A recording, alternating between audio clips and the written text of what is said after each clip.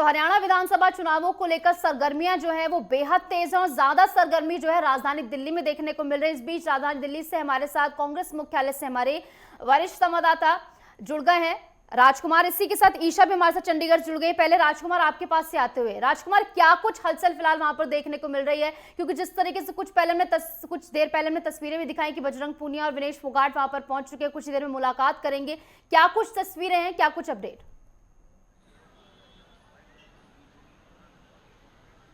देखिए निशु, जिस तरीके से हरियाणा के चुनाव की हम लोग बात कर रहे हैं, 90 विधानसभा सीटों पर चुनाव होने हैं और एक बहुत जो तेज सरगर्मी है वो सरगर्मी कहीं ना कहीं ये दिखती हुई दिख रही है कि 3 बजे विनेश फोगाट और बजरंग पूनिया आज भारतीय जनता पार्टी को छोड़, मतलब भारतीय जनता पार्टी से, क्षमा कीजिएगा, कांग्रेस में शामिल हो जाएंगे और कांग्रेस के राष्ट्रीय अध्यक्ष सहित तमाम बड़े नेताओं से उनकी मुलाकात कल जिस तरीके से राहुल गांधी से हुई, लेकिन कांग्रेस के बीच में अब जिस तरीके से अगर हम बात करें हरियाणा की, तो हरियाणा में कहीं ना कहीं भारतीय जनता पार्टी हैट्रिक लगाने के लिए पूरी तरीके से प्रयासरत है। पिछले 2 बार से लगातार उनकी सरकार चल रही है, अब तीसरी बार सरकार बनाने के लिए वो कहीं ना कहीं कृत संकल्प हैं। लेकिन कांग्रेस में अगर बात करें तो कांग्रेस में अगर हरियाणा की राजनीति की बात करें तो कहीं ना कहीं भूपेंद्र सिंह हुड्डा के आसपास और शैलजा के आसपास, कहीं ना कहीं शैलजा के आसपास राजनीति समटती हुई नजर आती थी, लेकिन अब एक तीसरा गुट वहाँ पर रणदीप सुरजेवाला का और खड़ा हो गया है और शायद इसी वजह से अभी तक नामों की घोषणा नहीं हो पाई है। लेकिन बड़ा अपडेट ये आ रहा है कि 2 बड़े खिलाड़ी, देश के 2 बड़े खिलाड़ी जिन्होंने अपना कैरियर शुरू किया, देश के लिए मेडल लेके आए और तमाम जो व्यवस्थाएं हैं उन व्यवस्थाओं पर प्रश्न चिन्ह लगाते हुए उन्होंने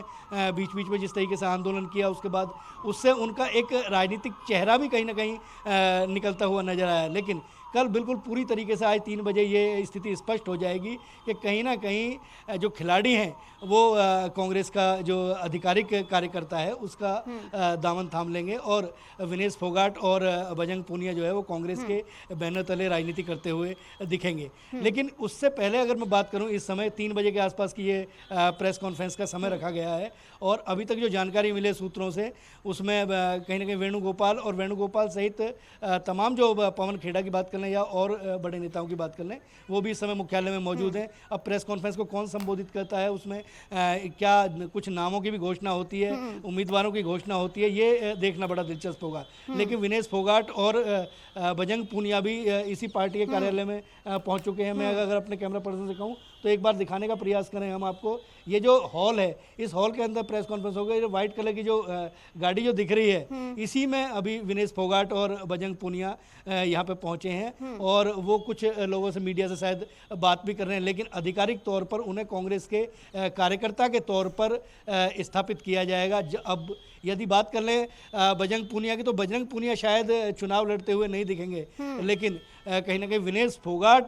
की जो आक्रामकता है वो कहीं ना कहीं अब राजनीति में आक्रामक दिखेंगी वो, और चरखी दादरी उनको कहीं ना कहीं एक सीट जो है मुकर्रर की गई है और शायद वहाँ से वो चुनाव भी लड़ती हुई दिखेंगी। लेकिन अगर मेरे पीछे देखेंगे तो कुछ कार्यकर्ता नजर आ रहे हैं, ये लोग अपने समर्थकों को मतलब समर्थन करने के लिए आए हैं और कांग्रेस में कहीं ना कहीं एक लोकतंत्र निशु बनता हुआ दिख रहा है, क्योंकि चुनावों की घोषणा से पहले जिस तरीके से वहाँ पे 3 गुट बन गए हैं हरियाणा में, उनको लेकर तमाम जो उम्मीदवार हैं उनके समर्थक यहाँ पे पहुँचे हैं और वो कहीं ना कहीं नारेबाजी भी करते हुए दिख रहे हैं। लेकिन अब ये प्रेस कॉन्फ्रेंस होगी, प्रेस कॉन्फ्रेंस में आधिकारिक तौर पर किस तरीके से उन्हें सदस्यता दिलाई जाती है, राजकुमार, ये देखना होगा क्या कुछ प्रेस कॉन्फ्रेंस में बड़े ऐलान कांग्रेस की ओर से किए जाते हैं, क्या कुछ खास तस्वीर जो है साफ होती हुई दिखेगी। इस बीच हमारे साथ ईशा भी लगातार बनी हुई चंडीगढ़ से। ईशा, आपके पास आते हुए, देखिए ईशा, खबर ये है जैसे कि हमने इससे पहले भी इस बारे में चर्चा की थी कि 2 सीटों को लेकर जो है सबसे ज्यादा कयास लग रहा है दादरी और जुलाना सीट को लेकर है कि उन दोनों में से किसी एक सीट पर वो उतरेंगे। हालांकि दादरी की संभावना जो है वो ज्यादा है, लेकिन फिलहाल क्या कुछ अंदर खाने से खबर आ रही है?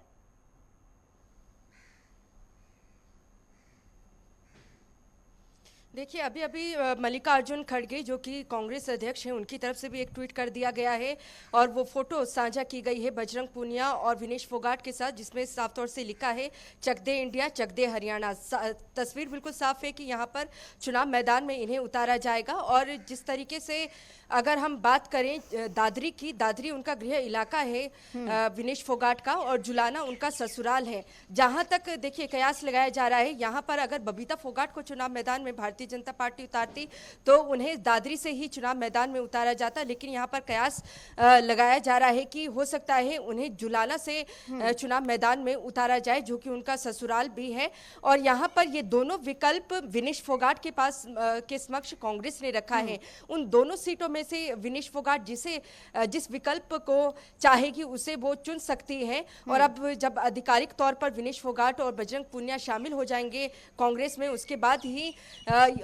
जो विनेश फोगाट है उनका नाम भी तय कर दिया जाएगा कि वो कहां से लड़ेगी। इन दोनों सीट में से जहां से भी वो विकल्प चुनती है, लेकिन जो उनके समर्थक अब लगातार कह रहे हैं वो यही कह रहे हैं कि हो सकता है वो जुलाना से चुनाव लड़े और 11 तारीख को अपना नामांकन वो भरे, क्योंकि 12 अंतिम तारीख भी है। और इसके साथ खबर ये भी है ईशा कि 66 उम्मीदवारों की सूची जो है सीईसी की बैठक जो है उसके बाद कांग्रेस जारी कर सकती है। तो इस 66 जो कयास लगाए जा रहे हैं कि 66 उम्मीदवारों का नाम हो सकता है, इसमें कौन कौन से उम्मीदवारों का नाम लग रहा है आपको कि ये कंफर्म है? ये तो इनका नाम तो शामिल होगा ही।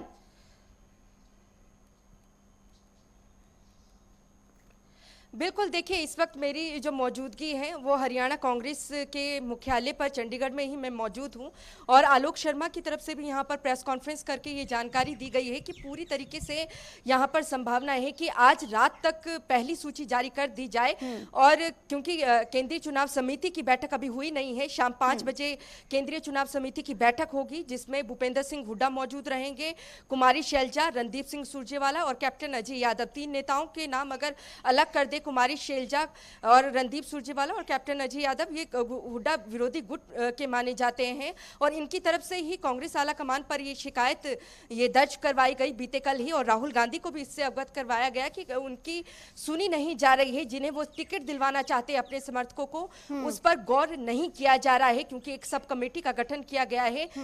जिसमें 3 सदस्य हैं, जिसमें आरोप ये तीनों नेता जिस पर लगा रहे हैं वो दीपक बावरिया और अजय माकन है। और ऐसे में अब दोबारा से यही वजह है कि एक बार फिर से केंद्रीय चुनाव समिति की बैठक बुलाई गई है। 5 बजे बैठक होगी। बैठक के बाद ये तय किया जाएगा कि पहली सूची में 66 नाम जिस पर सहमति बन चुकी है, क्या उसे 66 के 66 की घोषणा कर दी जाए या फिर कुछ नाम को रोका जाए। यहाँ पर देखिए आम आदमी पार्टी के साथ जो बातचीत है वो अभी भी जारी है और आम आदमी पार्टी अगर सहमति अपनी जता देती है 5 सीटों के लिए तो हो सकता है कि दोबारा से मंथन एक बार फिर से सीटों पर किया जाए। लेकिन 66 सीटों पर सहमति बन चुकी है। इन 66 नामों की घोषणा आज पहली सूची में की जाएगी या नहीं, आज शाम को जब केंद्रीय चुनाव समिति की बैठक होगी उसके बाद ही ये तय किया जाएगा। लेकिन आपसी जो गुटबाजी है, जो मतभेद है नेताओं के बीच में, वो 2014 के विधानसभा चुनाव में भी कांग्रेस में देखने को मिला था, 2019 में भी देखने को मिला और वहीं पर आकर अब कांग्रेस दोबारा से टिक चुकी है। शैलजा गुट चाहता है कि अगर कुमारी शैलजा की बात करें, वो तो खुद कह रही हैं, हाल ही में सिरसा से लोकसभा चुनाव जीती हैं, वो कह रही हैं कि मुझे खुद चुनाव लड़ना है और अगर कांग्रेस जीतती है तो दलित ही मुख्यमंत्री यहां पर बनाया जाए। रणदीप सुरजेवाला राज्यसभा सांसद है राजस्थान से, उन्होंने खुद इच्छा जाहिर कर दी है कि मैं चुनाव लड़ना चाहता हूं। कैप्टन अजय यादव की बात करें, वो चाह रहे थे लोकसभा चुनाव में गुरुग्राम से टिकट, लेकिन भूपेंद्र सिंह हुड्डा ने अपने मित्र राज बब्बर को टिकट दिलवाई, उससे भी वो खफा हैं। और उनके जो बेटे हैं रेवाड़ी से चुनाव लड़ना चाहते हैं चिरंजीव राव, वो ये कह चुके हैं अपने समर्थकों के बीच में कि अगर कांग्रेस की सरकार आती है तो उप मुख्यमंत्री वही होंगे। दावे लगातार यहां पर किए जा रहे हैं। इन दावों के बीच में एक बड़ी चुनौती है, ये कांग्रेस को भी पता है कि इस वक्त सत्ता विरोधी लहर जबरदस्त यहां पर भारतीय जनता पार्टी के खिलाफ चल रही है और उसका फायदा किस तरीके से कांग्रेस उठाएगी ये देखना बेहद दिलचस्प होगा, क्योंकि एक प्लस पॉइंट यहां पर कांग्रेस के पास है। अब ये देखना होगा कि कांग्रेस का फायदा उठा पाती है या नहीं। इस बीच हमारे साथ लगातार राजकुमार भी बने हुए। राजकुमार, देखिए राहुल गांधी तो नहीं, अमेरिका चले गए वो, लेकिन उनके बाद जो है मल्लिकार्जुन खड़गे यहाँ पर मोर्चा संभाल रहे हैं, उनसे मुलाकात करेंगे विनेश फोगाट और बजरंग पूनिया से। इसके साथ ही क्या कांग्रेस में फिलहाल कोई अंदरूनी गुटबाजी देखने को मिल रही हरियाणा विधानसभा चुनावों को लेकर?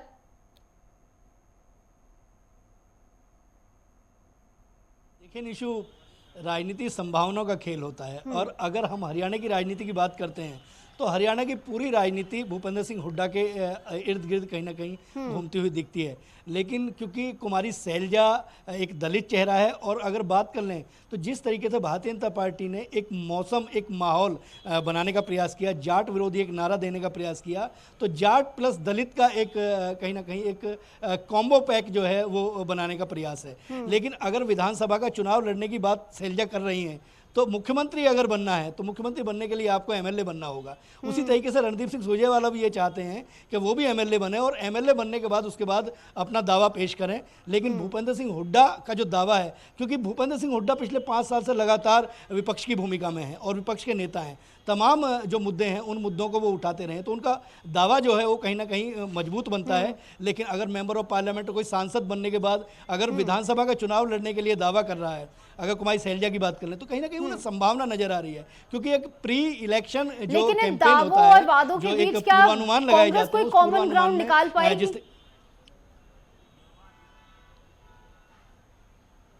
स्वाभाविक तौर पर देखिए, मैं वही कह रहा हूं निशु कि राजनीति संभावना का खेल, और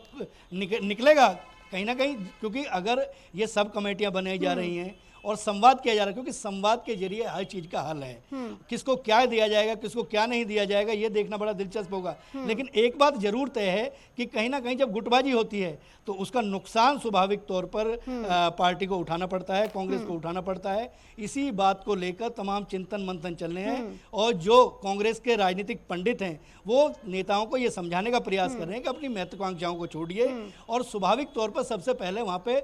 बहुमत लेके आइए, क्योंकि 90 विधानसभा सीटें हैं। 90 विधानसभा सीटें में आपको आधे से अधिक अगर लेके आना तो 46 सीटों को जीतना होगा। मुख्य विपक्षी दल के तौर पर आप अभी वहाँ पे स्थापित हैं, तो स्वाभाविक तौर पर, क्योंकि अब हुड्डा मानेंगे नहीं मानेंगे, देखिए CWC से लगा लीजिए, तमाम चिंतन जगह जो मंथन जो है चल वो रहा है हुड्डा को उसका क्या कुछ लगातार रिजल्ट निकलता है और किस तरीके से खास रणनीति कांग्रेस की ओर से तैयार की जाती है, कैसे कॉमन ग्राउंड कांग्रेस निकालती है। फिलहाल बहुत बहुत शुक्रिया आप दोनों का हमारे साथ जुड़ने के लिए और तमाम अपडेट और जानकारी हमारे साथ साझा करने के लिए।